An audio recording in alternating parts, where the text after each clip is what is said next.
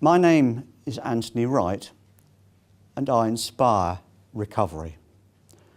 One of my sayings is, recovery is a journey of 1,000 steps.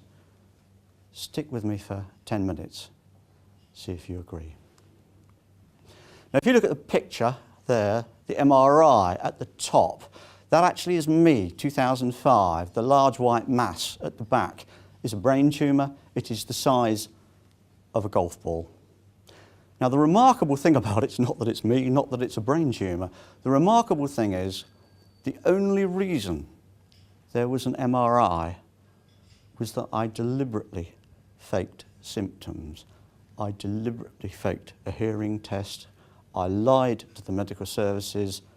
An MRI, an emergency MRI was booked, and they discovered a brain tumour the size of a golf ball. Well, they say you make your own luck. Well, that's only part of it.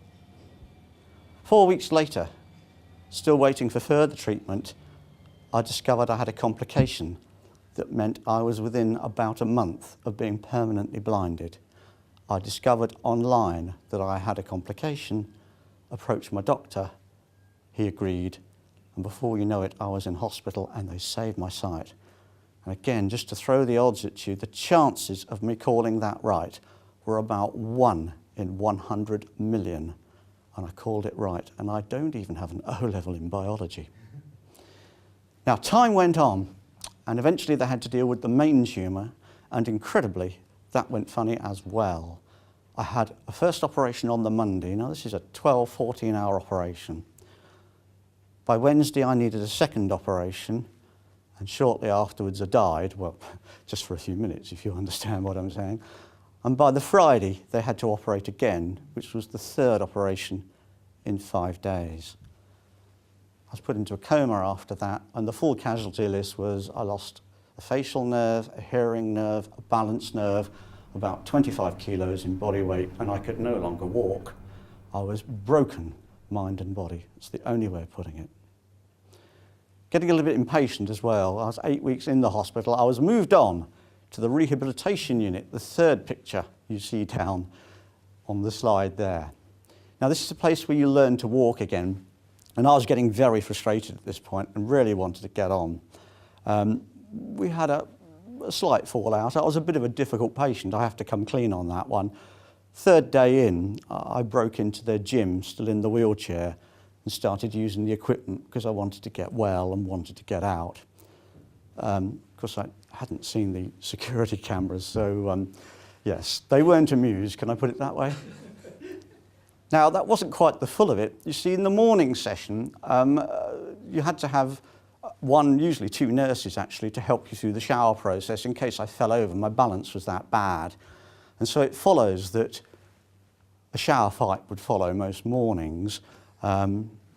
I was going to bring a picture of the shower flight, actually, I've got to say, but we got this letter earlier on today. It's from the Royal College of Nursing, actually. Well, they're solicitors anyway.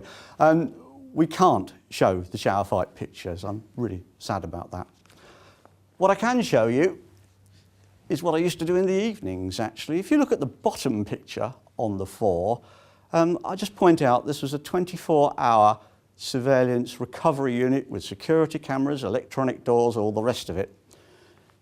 So an off-duty nurse was a little bit surprised to find me in a pub a mile outside of the premises.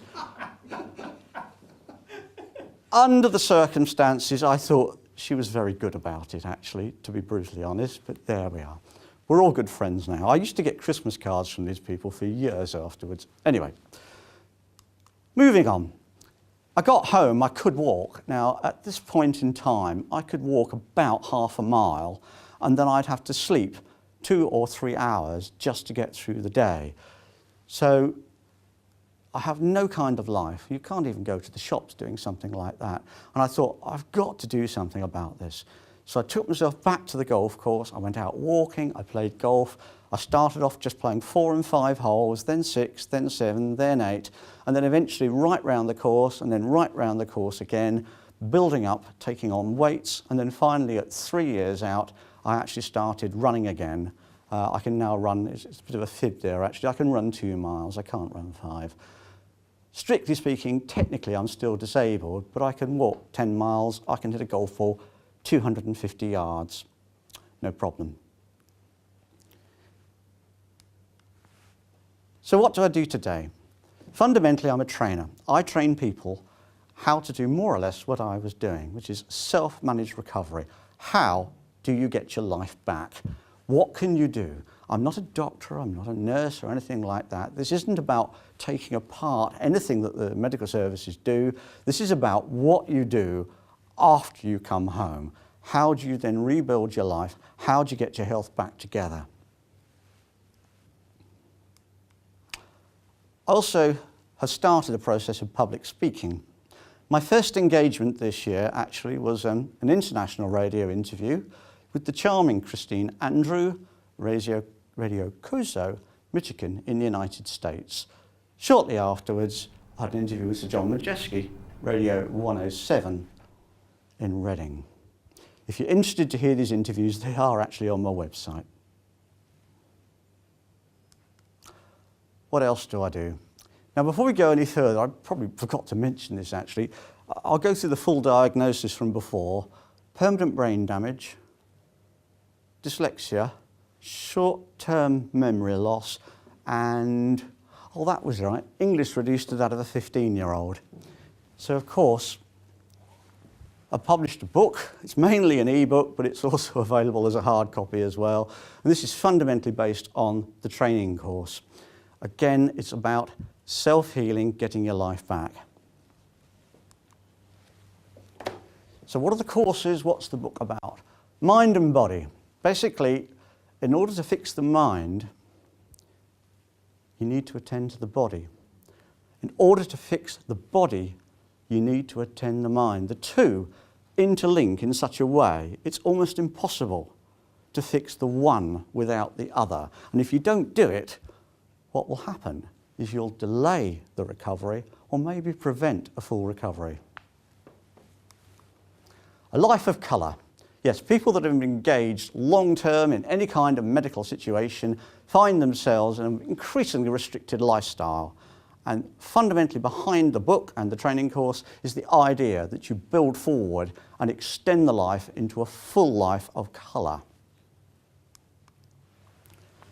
So what am I now? I'm an author, trainer, public speaker, and I'm interested in partnering with PDP to see if there are things we can do together in the future. So, recovery is a journey of 1,000 steps. Yes, I think I'd agree with that. The full saying, recovery is a journey of 1,000 steps. It is not a race, and there are no prizes for first place. Recovery is a fine balance of patience and positive energy. So it's important to take the time and get well. Thank you for listening.